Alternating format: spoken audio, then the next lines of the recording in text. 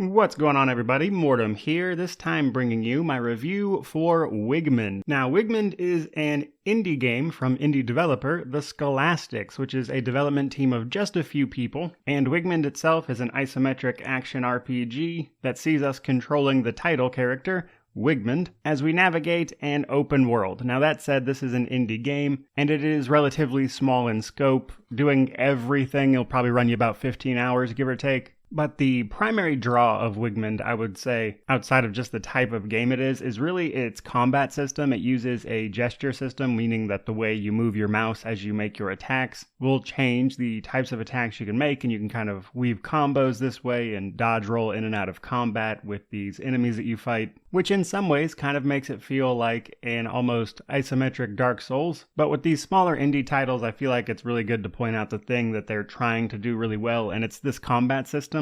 Now, if you're not a fan of the mouse gestures, there's actually an option in the game's settings menu to turn that off and just do like a more standard hack and slash if you want. But the game does kind of center around that combat system. Now, in terms of story, it's okay. I would tell you it's very generic hero's journey stuff. You start as a novice, not knowing much about the world, and then by the end, you're toppling dragons, that type of stuff. But basically, there is a king that has been missing for, I believe it's 13 years, and you have to rise up and fight off a tyrant that has taken his place. And starting in Chapter 2, you have access to a big open world to run around and explore. But starting with character progression, now, as I mentioned, we always play as Wigmund, so we don't make any characters, but we will start off with one in every stat. Now, most of these are pretty straightforward. I would say the only interesting one is Faith, which unfortunately doesn't get used a lot. Faith is what determines your kind of special ability damage in a lot of ways, and then the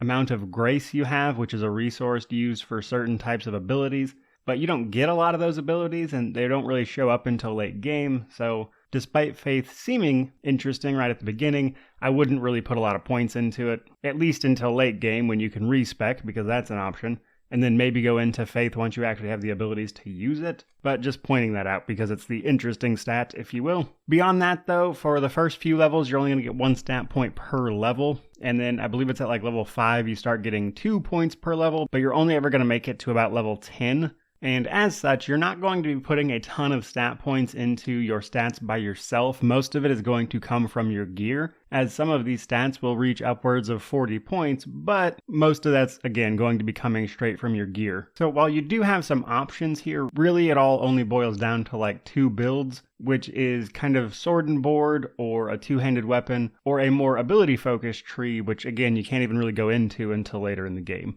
Now, for the open world part of the game, this happens after Chapter 2. Chapter 1 is pretty short, just kind of your introduction to the game. And then when you get to Chapter 2, that's the actual open world. And this part of the game is pretty fun. It's a nice open isometric world. You can run around. There's side quests to find, exploration to be had. There's a day-night cycle. Some quests only pop up at nighttime. Some things have to be done in the daytime versus the nighttime just in general. There's optional places you can run into and find unique equipment that you don't necessarily need to find, but you can. And as such, it's a pretty good open world in the action sense of things. Now that said, I did want to mention that there's not really a ton of choices here. Again, kind of a small scoped game. So all of the quests pretty much play out the same way, as most of the emphasis is on exploration and combat itself, which brings us to combat. Now, the difficulty of the game is kind of important in this regard because there's a few different difficulty settings, and depending on what difficulty you have the setting on really kind of influences combat a great deal, because on the highest difficulties, you actually need to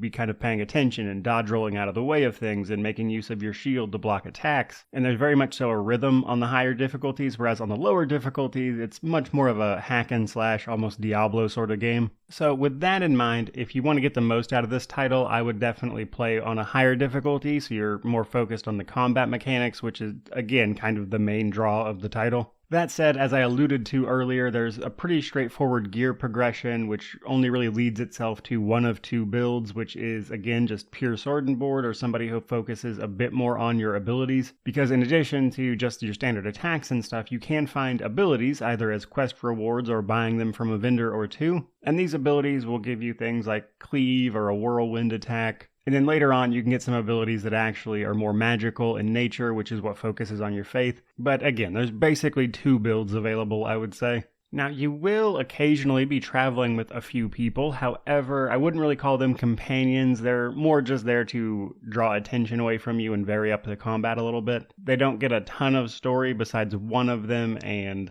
beyond that, it's really just your character. There's not a ton of interaction with these companions that you'll get as you run through the game. But as this is a short game, that's really all there is to it without spoiling some stuff. So let's talk positives and negatives a little bit. On the positive side, the combat system is fairly unique. While the mouse gesture thing isn't exactly a unique concept, you don't really see it in this type of game very often. And I think if you choose to engage with that system, you can have a lot of fun with it, especially over the relatively short runtime of 10 to 15 hours. I think the game actually looks great, especially being from a smaller developer, and the open world aspect of it is pretty nice as well. But as I mentioned, on the negative side, I would say there's really only about 2 builds available in the game, and then none of the quests have choices, so they're just kind of there and you participate in them. For a conclusion, for a game that is normally $15, but I think it's currently $11 as they had a bit of a launch sale, I think it's a pretty enjoyable game for that price. Again, not going to take you very long. If you're super dedicated, you can knock this out in a day. But I think the combat is, again, pretty interesting for the space it exists in. And moreover, the exploration is actually pretty fun. You can find some